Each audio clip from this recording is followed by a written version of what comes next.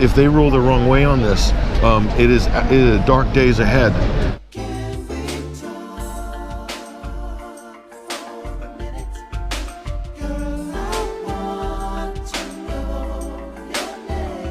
Henningsen from 21st Century Wire. How important is today for freedom of speech and freedom of press? This issue is paramount for freedom of the press, for free speech, not just for this generation, but if you think about all of the hard work and all of the sacrifices that people have had to make to win basic press protections in all of the post-Enlightenment democratic societies, from the beginning of the printing press, when Gutenberg invented the printing press, till now. You think about how many people were jailed, how many people died, how many people were persecuted. It's not unlike winning the right to vote, the suffragettes. Okay, all of that comes to a head on this case. Okay, so you could say that Julian Assange and Chelsea Manning are defending a red line that the state is now wanting to cross. Not just the British state, but in collusion with the U.S. government and also the Ecuadorian government.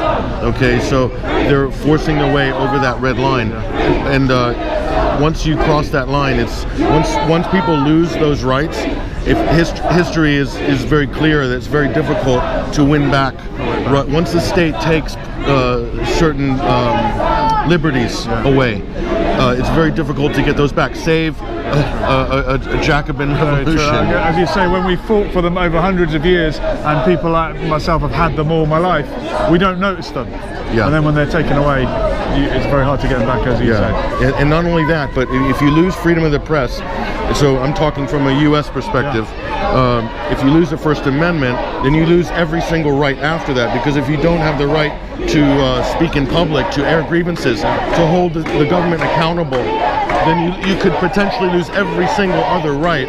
So all of the other amendments and rights are worthless without the First Amendment. And the United States Constitution is very unique because it's one of the only documents in the world where the press is specifically named in the beginning of this document. So it specifically says that no law or the government can't impinge the freedom of speech or the freedom of the press or free press. That's enshrined in the American Constitution. It's in writing. It's in writing. So just on that basis, that this government here would think to extradite a journalist on the spurious lawfare that they are attempting to do here is just unbelievable. But I think it's also it's indicative of the collapse in norms, and the collapse in human rights, the collapse in, they talk about the rules-based international order all the time. You hear it from U.S. leaders, from Theresa May, from European leaders, from Macron, the rules-based international system, okay? There are no rules at this level of it's a Hobbesian state of nature, okay? The only rule is the might makes right, and that's what we're witnessing here. A lot of people are hoping that there's members of the British judicial system and the American judicial system that see the absolute danger and the significance of ruling the wrong way on this case. Okay, it will affect everybody. Bloggers, it will affect me, you, every single magazine, every publication. And the decision today will be made by a magistrate, not a jury. Well, this is the beginning of a series, probably the beginning of a process. Okay, this could potentially drag on. It could end in a month, or it could drag on for 2 years. We don't know. It depends really how much political pressure and what the price is, the political price is for both the British and the United States governments, should they cross that red line and basically try a journalist. This is in contravention of all UN conventions protecting people against politicized trials, protecting journalists against going on a trial for doing their job. Okay, these are protected, internationally recognized.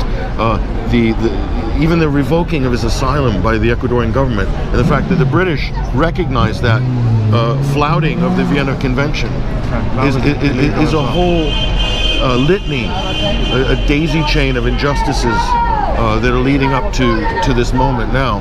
And if they rule the wrong way on this, it is dark days ahead. for the free world, as they say. Well, we'll keep watching and keep supporting. And thank you very much for taking the time to speak to me. Absolute pleasure. Yeah, thanks.